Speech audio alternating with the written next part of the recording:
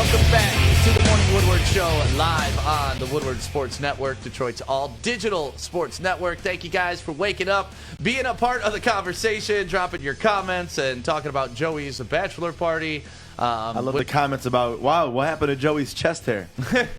Yep, I trimmed it all up, and then there was a girl that was ripping on me for trimming my chest hair. I was pissed. Yeah, and then she went and licked somebody with a bunch of chest hair. Literally, which that was weird. crazy. Yeah. Very, very strange. So girls are very strange sometimes. Very, very strange.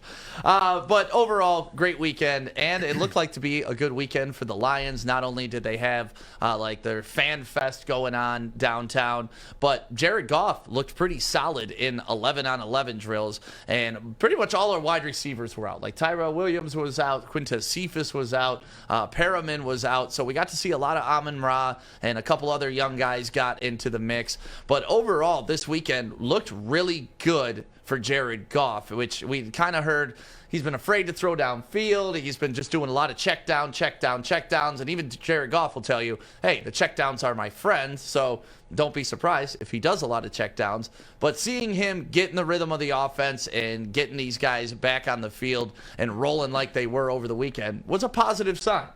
Yeah, it was definitely a positive sign, considering Jared Goff, every season he's had successfully was with Sean McVay, so that was the biggest knock on him. He's going to Dan Campbell, he's going to a whole new organization, and, he's got a great offensive line in a run game. The receiving core isn't all there, but he's got a security blanket, 6'5", and TJ Hawkinson. So I think he's going to have not a great year, but he's going to have a good year. I don't think he's going to have a bad year. I don't see that.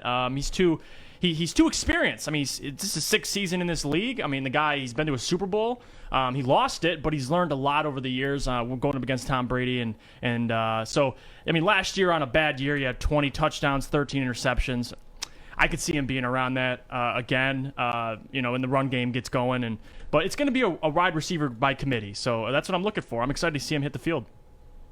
Yeah, this touchdown pass to TJ Hawkinson. To me, this is the future. This is what we need to see a lot of this year. Play this real quick because it's between coverage. There's pressure coming on. They're hitting out there. Look at that. Beautiful ball. Threads Tight the window. needle, and then Hawkinson does the rest. Obviously, they're not going to tackle him super hard. But, that's what you want to see out of these training camp videos. Yeah, that was a big knock on Jared Goff, like his accuracy, and look at that, shows it right there. Threads the needle between. I don't know what defender that was, but he almost got that. Goff to Hawkinson, you're gonna be hearing that a lot this season. I feel like. Yeah, and also hearing that, our other tight ends are starting to get a good look because Jared Goff, he's not comfortable going downfield quite yet, like we mentioned, the checkdowns, but the one place he is comfortable going downfield in a sort of way is up the seam with his tight ends. So really, him getting comfortable in that facet of the game is going to be a big deal for us because, Hawk's our best wide receiver. Let's just call it what it is. So not utilizing him in every facet of the game is not smart. We need to make sure that he is literally our first option on most plays.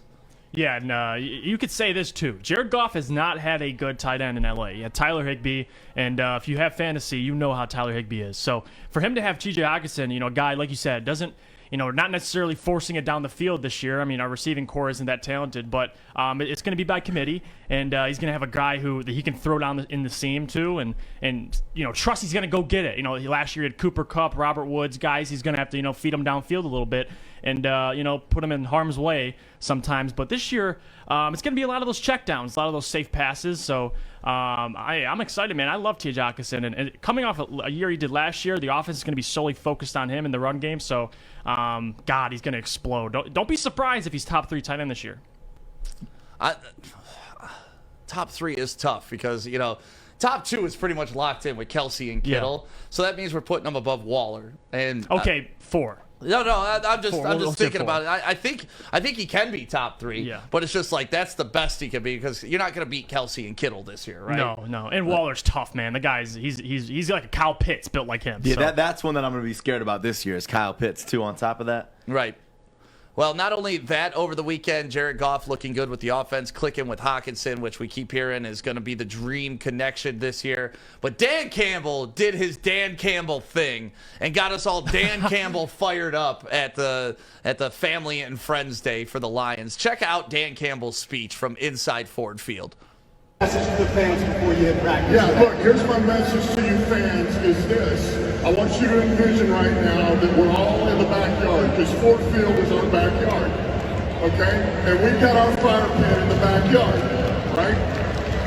And so, we got our beer, we got our hot dogs, we got our wine, kids got the marshmallows ready to go. All right, let me tell you something. We're going to bring the firewood, and we're going to light the flame.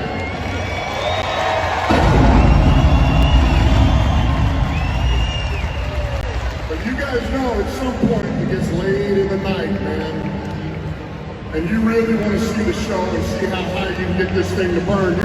You'll douse it with gasoline, and that's what we need from you. All right?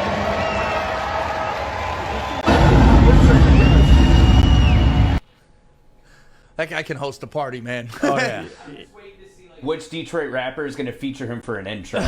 Like, for real, like, we got the fire, we got the gasoline, and then it drops into a Detroit track, I'd be all about it. Like I love his way of like his storytelling, because he knows how to hype. He knows how to make people run through walls, man. Like him just saying that, like, you know, people outside of Detroit will say, "Oh, he's preaching BS. What is he saying? Who cares about that?" Like, but if you're from Detroit, you understand, like, he's preaching right to us, man. Like Matt Patricia wouldn't do this and know we're, you know, and nothing. He wouldn't. No, he'd give out pencils to the first 50 guests. Yeah, he'd give out pencils and he would keep his mouth shut, and he'd be on his little what do you call it? His four-wheeler. But now we got Dan Campbell, and man, he's leading the pack. I love his speeches. I love it. Yeah, I thought it was great. Yesterday when I was watching Calvin Johnson's ceremony and seeing all those Matthew Stafford lobs up, it made me realize what we really missed out on now with our receiving core, and seeing who's going to be that future Calvin Johnson for our organization. It's crazy, like, seeing all those highlights coming out of Detroit. Look at him. Just beast mode out there. Yeah.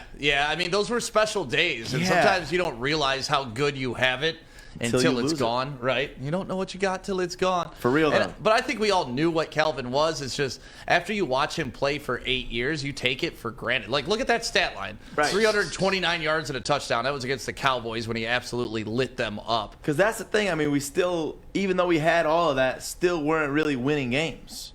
And you know what? It was kind of sad to hear Calvin mention that in Yeah. his speech. Like, the fact that he had to say, even when we were 0-16, it was like, oh, As man. a Hall of Famer, Oh. having to say that you were once 0-16, that is crazy. And he's honestly the first Hall of Famer to ever be inducted after going 0-16. Wow.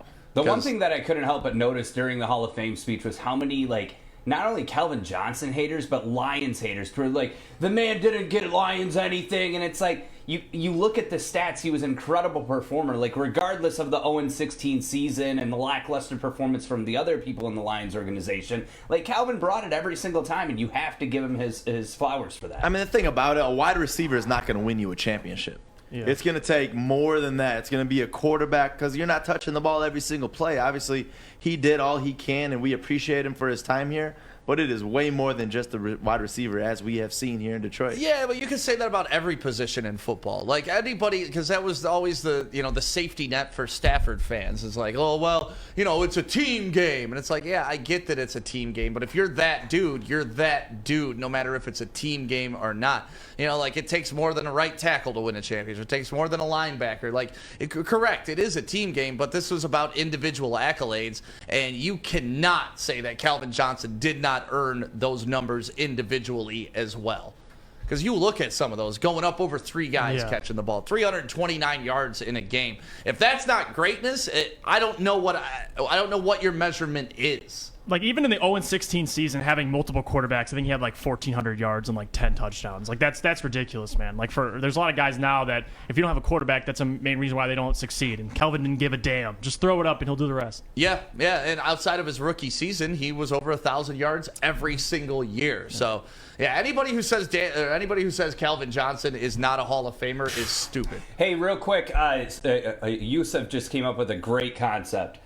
Trick featuring Dan Campbell, Welcome to Detroit Part 2. I like it. We need it. I like it. I love it. Have Dan Campbell drinking coffee to start it off. But it should just be an entire diss track against Matt Patricia. Biting those kneecaps off. Started and out like everything. Tupac. That's why, you fat motherfucker. Great. That would be great. So, yeah, we're looking forward to big things out of Jared Goff this season, and obviously big things out of the Lions. If he keeps it up in training camp, I think that's going to give some hopefuls a lot more to root for. If he can wire in those passes to TJ Hawkinson like that, I think we're in some good shape this year for Lions fans.